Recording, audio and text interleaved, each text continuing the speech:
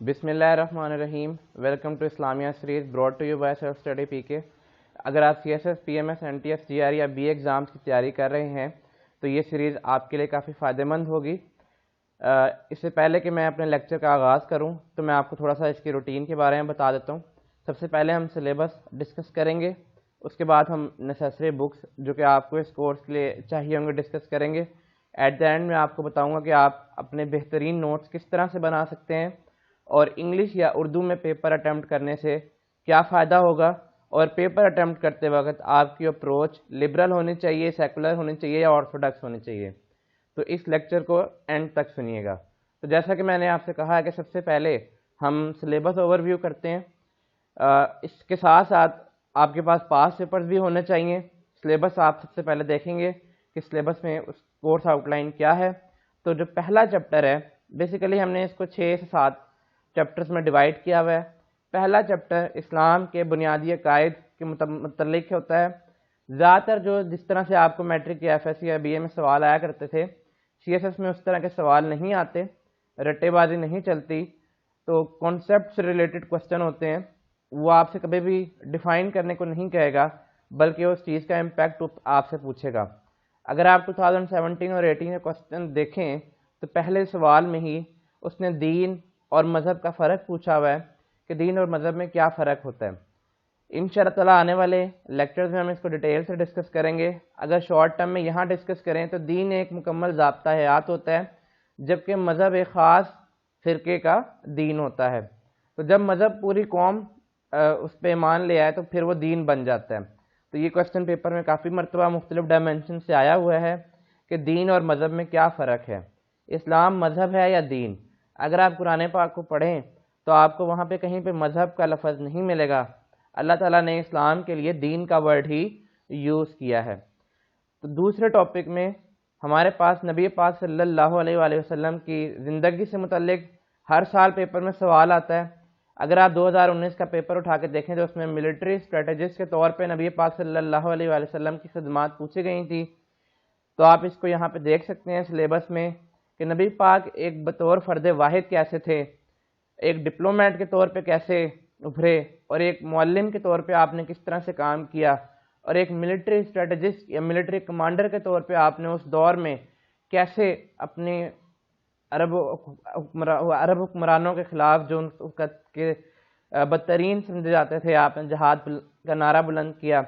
آپ دیکھ سکتے ہیں کہ مکہ کی جتنی زندگی آپ صلی اللہ علیہ وسلم کی تھی، 13 سالہ زندگی، اس میں آپ نے کوئی بغاوت نہیں کی، کوئی جنگ نہیں کی، کیونکہ تب آپ کے پاس کوئی لیڈرشپ نہیں تھی. لیکن جب آپ مدینہ میں آئے اور آپ کو ایک لیجٹمیٹ لیڈرشپ ملی، ایک پولیٹیکل لیڈرشپ ملی، پھر آپ نے جہاد سٹارٹ کیا. اور ایک پیس میکر کے طور پہ جو عرب کے وحشی لوگ سمجھے جاتے تھے ان کو آپ نے کس طرح سے دنیا کی پرسکون ترین ایک نیشن بنایا. پھر تیسرا ٹاپک ہم بات کریں گے ہیومن رائٹس کی اور اسٹیٹس آف وومن ان اسلام کی. جیسا کہ آپ کو معلوم ہے کہ آج کل کے جو برننگ ایشوز ہیں یہ ان 2 ٹاپکس میں سے ایک ہیں. ہیومن رائٹس کی اگر بات کی جائے تو یہاں پہ آپ کو پتہ ہونا چاہیے کہ فنڈامنٹل ہیومن رائٹس اور ہیومن رائٹس میں کیا فرق ہوتا ہے. اس سے پہلے کہ ہم آگے چلیں، آج آپ کی پہلی اسائنمنٹ یہ ہے کہ آپ نے یونائٹڈ نیشن کا چارٹر ڈاؤن لوڈ کرنا ہے ہیومن رائٹس کا، اور اس کے جو 30 پوائنٹس ہیں یا 30 شقیں ہیں اس کو آپ نے پڑھنا ہے. اور آپ نے دیکھنا ہے کہ کس طرح سے یہ تمام ہیومن رائٹس جو آج ہمیں یونائٹڈ نیشن سے پوچھنے پڑتے ہیں، 1400 سال پہلے نبی پاک صلی اللہ علیہ وسلم نے اپنے بیانات میں اور اپنے کردار سے واضح کر دیے تھے. جیسا کہ آپ کو پتہ ہے کہ اسلام کو سمجھا جاتا ہے کہ وہ عورتوں کے بارے میں بہت سخت ہے، لیکن آپ نے دیکھنا ہے کہ ایک کمپیریزن کرنا ہے کہ کس طرح سے اسلام نے مغرب سے بہت سال پہلے 1400 سال پہلے ہی عورتوں کو وہ حقوق دے دیے جو کہ ان کی فیمنزم کی ویوز میں بعد میں ان کو ملا. تو اس طرح سے یہ کمپیریزن کا کوسچن یہاں پہ آ سکتا ہے. یہ بہت امپورٹنٹ ٹاپکس ہیں. آگے چلتے ہیں. نیکسٹ ہمارے پاس بات آ جاتی ہے چوتھے چیپٹر میں اسلامک سویلائزیشن اور کلچر کے بارے میں. عام طور پہ سمجھا جاتا ہے کہ جو مسلمانوں کا کلچر یا سویلائزیشن ہے وہی اسلامک سویلائزیشن ہے. ایسا نہیں ہے. اگر آپ عرب کلچر کو دیکھیں یا ترکش کلچر کو دیکھیں یا جو مسلمان برصغیر پاک و ہند میں ہیں ان کو دیکھیں تو آپ کو بہت ڈائیورسٹی ملے گی اور بہت پلورلسٹک قوم ملے گی. ایسا نہیں ہے کہ جو مسلمانوں کا کلچر ہے وہی اسلام کا کلچر ہے، بلکہ اسلام کا کلچر تو وہ ہے جو نبی پاک صلی اللہ علیہ وآلہ وسلم 1400 سال پہلے قرآن پاک کی صورت میں اور اپنی احادیث کی صورت میں لے کر آئے. تو اس کو ہم بہت ڈیٹیل سے ڈسکس کریں گے کہ اسلامی سویلائزیشن کا ایک فرد واحد پر اور ایک معاشرے پر کیا ایفیکٹ ہوتا ہے، کس طرح سے جو سوسائٹی ہے وہ ڈیولپ ہوتی ہے.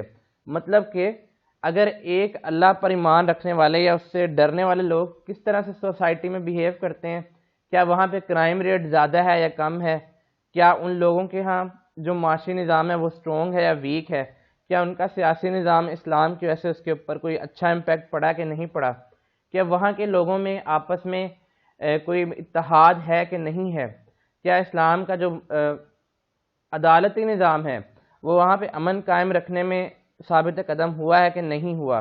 تو یہ تمام باتیں انشاءاللہ تعالیٰ اس چیپٹر میں ڈسکس کی جائیں گی. Islam and world. Islam and world میں ہم ایک کمپیریزن کرتے ہیں اسلام کا دنیا کے ساتھ. عام طور پر رائز آف ایکسٹریمزم سے ریلیٹڈ کوسچن آتے ہیں اور یا اس کے اوپر نوٹ لکھنے کو کہا جا سکتا ہے یا اس کے امپیکٹس کے بارے میں پوچھا جا سکتا ہے. تو مسلم امہ کو اس وقت کیا دور جدید میں چیلنجز درپیش ہیں، اس کا کوسچن آ سکتا ہے اور آتا بھی ہے تقریباً.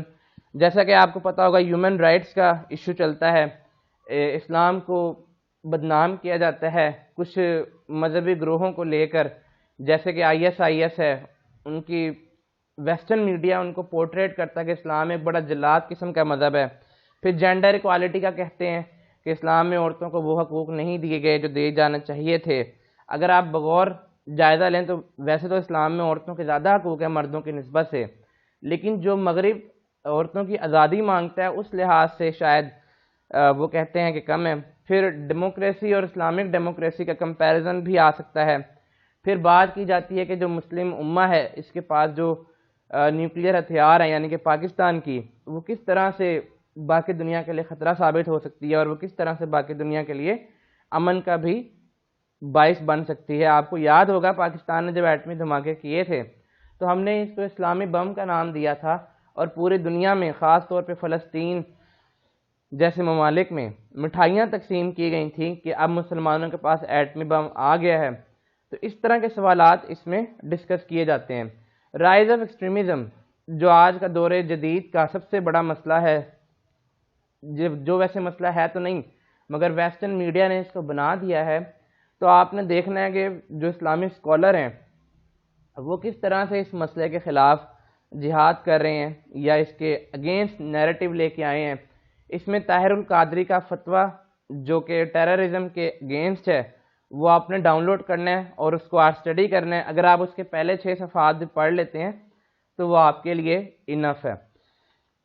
نیکسٹ بات کرتے ہیں پبلک ایڈمنسٹریشن کی. جیسا کہ آپ سب کو معلوم ہے کہ آپ مقابلے کے امتحان میں بیٹھنے جا رہے ہیں تو اسلامی گورننس کا کیا سسٹم ہے. جیسا کہ آپ کو پتہ ہے کہ اسلام میں جو ہیڈ ہوتا ہے وہ اکاؤنٹیبل ہوتا ہے اللہ تعالیٰ کے آگے اور پھر اس کے قوم کے آگے. تو اس کی ڈبل اکاؤنٹیبلٹی کا اسلام کے اوپر اور اسلامی معاشرے کے اوپر کیا اثر ہوتا ہے، ایک ہیڈ کی کیا ڈیوٹیز ہوتی ہیں، یہ تمام کی تمام چیزیں آپ اس چیپٹر میں پڑھیں گے. کافی لینتھی چیپٹر ہوگا. پھر ہم بات کریں گے کہ جو خلفائے راشدین تھے ان کا دور حکومت کیسا تھا. حضرت عمر رضی اللہ تعالیٰ عنہ، حضرت عثمان رضی اللہ تعالیٰ عنہ یا حضرت ابوبکر رضی اللہ تعالیٰ عنہ نے کس طرح سے اپنے دور حکومت چلائے. حضرت عمر اور حضرت علی رضی اللہ تعالیٰ عنہ کے خطوط جو انہوں نے دوسروں کو بھیجے تھے وہ بھی اکثر پوچھے جاتے ہیں پیپر میں، لیکن آخری 2 سالوں میں ابھی تک اس کا سوال نہیں آیا مگر یہ آپ کو پڑھنا ہوتا ہے. اسلام میں جو سول سرونٹس ہیں ان کی کیا ڈیوٹیز ہیں، وہ کس طرح سے اکاؤنٹیبل ہیں، ان کو کس طرح کا ہونا چاہیے، یہ باتیں آپ اس ٹاپک کے اندر پڑھیں گے. یہ کافی ڈیٹیل ٹاپکس ہیں، ہم ان کو یہاں پہ ایز سچ ڈسکس نہیں کر سکتے لیکن انشاءاللہ تعالیٰ آنے والے لیکچرز میں آپ کو ان کے بارے میں بہت ساری باتیں پتہ چلیں گی. اسلامک کوڈ آف لائف یہ تھوڑا سا سوشل سائنسز کی طرف چلا جاتا ہے اور زیادہ تر جو اسلامیات کے ٹیچر ہیں وہ کہتے ہیں کہ اس طرح کے سوال اٹیمپٹ نہ کریں کیونکہ اس میں نمبر کٹنے کا خدشہ ہوتا ہے. اب ہم بات کرتے ہیں تھوڑی سی کہ آپ کے پاس جتنا ٹائم ہے اس کے حساب سے آپ اس کی تیاری کہاں سے کریں۔ سب سے پہلی بات تو یہ کاروان کی کریم داد چغتائی کی یہ بک ہے، یہ انگلش میں بھی اویلیبل ہے اور اردو میں بھی اویلیبل ہے۔ زیادہ تر اسٹوڈنٹس اسی کو فالو کرتے ہیں، اس میں بہت اچھی ہیڈنگز بنائی ہوئی ہیں اور بہت اچھے قرآن پاک کے حوالہ جات دے کر بات کی گئی ہے، اس لیے زیادہ تر اسٹوڈنٹس اس کو فالو کرتے ہیں۔ پھر انڈرسٹینڈنگ اسلامیت ہے شکور کاکڑ صاحب کی، وہ بھی اچھی کتاب ہے، اور قمر حسنین صاحب کی ایڈوانس کاروان پبلشر کی اسلامیت کی کتاب ہے۔ ان تینوں میں سے اگر آپ کوئی ایک بھی لے لیتے ہیں تو وہ آپ کے لیے بہتر ہے۔ کوشش کیجیے کیونکہ ابھی آپ نے اگر سٹارٹ کیا ہے تو آپ کسی ایک بک سے شروع کر لیں۔ اب ہم بات کرتے ہیں اس کے علاوہ کچھ فری نوٹس بھی پڑے ہوئے ہیں، اگر آپ انٹرنیٹ پہ سرچ کریں عائشہ یونس اسلامیات لکھ کے تو وہ ایک پی ڈی ایف فائل ہے 76 یا 75 پیجز کی، وہ بہت زبردست ہے۔ اس میں جو مین ہیڈنگز ہے ہر ٹاپکس کی لکھی ہوئی ہیں اور آیات لکھی ہوئی ہیں ہر ٹاپک کی۔ اسلامیات کا جو پیپر ہوتا ہے اٹیمپٹ کرنے کے لیے اسٹوڈنٹس اکثر سوال کرتے ہیں کہ وہ کیسا ہونا چاہیے، انگلش میں ہونا چاہیے کہ اردو میں ہونا چاہیے، اس میں کیا کس طرح سے اٹیمپٹ کیا جائے۔ پہلی بات تو یہ کہ آپ کو اسلامیات کا پیپر اٹیمپٹ کرتے ہوئے اپنی ذات سے باہر نکلنا پڑے گا اور پرو اسلامک ہو کے لکھنا پڑے گا، اپنے فرقے سے باہر ہو کے سوچنا پڑے گا۔ جو جس طرح سے قرآن اور حدیث میں بیان کیا گیا ہے وہ آپ نے چیزیں کوٹ کرنی ہیں۔ اس کے علاوہ آپ نے ان مین سٹریم علماء کا حوالہ دینا ہے جن کو موسٹلی پبلک فالو کرتی ہے۔ میں بھی آگے کچھ علماء کرام کی اور کچھ ویسے جو رائٹرز ہیں جو کہ پرو ریلیجن ہو کے لکھتے ہیں، جو کسی خاص فرقے سے متعلق نہیں لکھتے اور جن کی نظر تنگ نہیں ہوتی، جو مطلب محدود نہیں ہوتے، ان کے آپ ایک دفعہ رائٹنگز کو پڑھیں تو پھر آپ کو سمجھ آئے گا کہ آپ نے پیپر کو کیسے اٹیمپٹ کرنا ہے۔ مولانا ابو العلا المودودی صاحب یہ پاکستان کے پرانے علماء میں سے ہیں۔ آپ کو یاد ہوگا کہ انہوں نے پاکستان بننے کی مخالفت اس لیے کی تھی کہ ان کا نظریہ یہ تھا کہ اگر پاکستان بنا تو ہندوستان میں رہنے والے مسلمان اقلیت میں آ جائیں گے، لیکن ان کی تحاریر اگر آپ پڑھیں تو وہ بہت زبردست ہیں اسلامیات یا اسلام سے متعلق۔ پھر یہ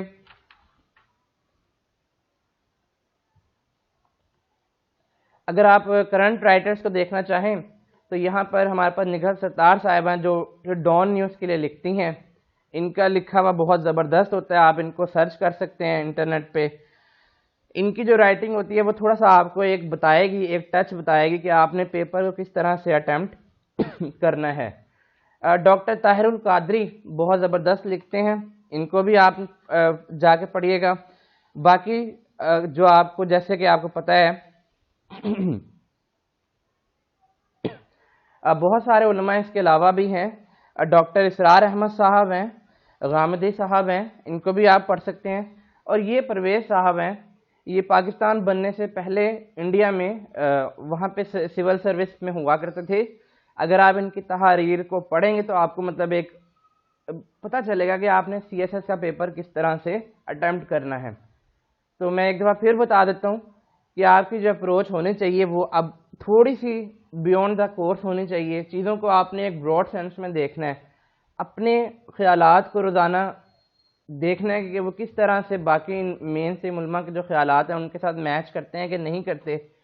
کیا آپ ابھی بھی اس پرانے طریقے پر گامزن ہیں کہ ہیڈنگز کو یاد کر کے لکھ لیا اور 2-3 آیات لکھ لیں؟ ایسا بالکل بھی نہیں چلے گا۔ اب ہم بات کرتے ہیں کہ آپ نے نوٹس کیسے بنانے ہیں۔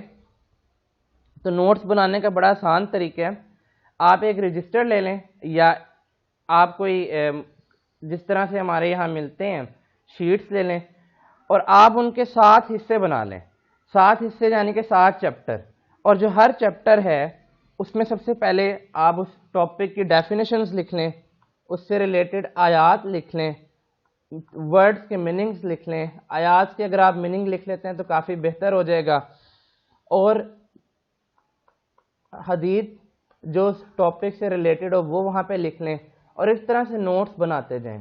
جو 7 ٹاپکس آپ نے کرنے ہیں اگر آپ ان کے اس طرح سے نوٹس بناتے جائیں گے تو ہوگا یہ کہ پیپر میں آپ کو پیپر والے دن زیادہ مشکلات پیش نہیں آئیں گی۔ اب فرض کریں کہ آپ کو کوئی آیت کہیں سے ملتی ہے تو یہ نوٹس آپ کے پاس ہر وقت ہونے چاہیے اور اس آیت کو اپنے نوٹس میں ایڈ کرتے جائیں. کسی کا کانسیپٹ آپ کو اچھا لگتا ہے تو وہ آپ ایڈ کرتے جائیں. اسلامیات کا جو پیپر ہے وہ آپ نے ایک پریسی کی طرح اٹیمپٹ کرنا ہوتا ہے. ایک نچوڑ ہوتا ہے جس میں آپ نے مطلب آیات کا حوالہ دے کر, حدیث کا حوالہ دے کر, مین اسٹریم علماء کا حوالہ دے کر, اور پھر آپ نے اپنی ایک سٹیٹمنٹ سے اپنی رائے لکھ کر اس پیپر کو اٹیمپٹ کرنا ہے. زیادہ تر جو ایگزامنر ہوتا ہے, انشاءاللہ تعالیٰ جو پیپر پیٹرن ہے اس کو پھر ہم کسی دن ڈسکس کر لیں گے, یہ ویڈیو کافی لمبی ہو گئی ہے. زیادہ تر جو ایگزامنر ہوتے ہیں وہ پیپر اٹیمپٹ سے بھی متاثر ہوتے ہیں, تو کس طرح سے پیپر میں کہاں پہ آیت لکھنی ہے, کہاں پہ ہیڈنگ لکھنی ہے, کس طرح کی ہیڈنگ ہونی چاہیے, لانگ ہیڈنگز کے شارٹ ہیڈنگز, یہ انشاءاللہ تعالیٰ ہم آنے والے لیکچرز میں ڈسکس کریں گے. اگر آپ کو لیکچر پسند آیا تو پلیز اس کو لائک اور شیئر کیجیے گا, اور چینل کو سبسکرائب کرنا مت بھولیے گا. Thank you very much.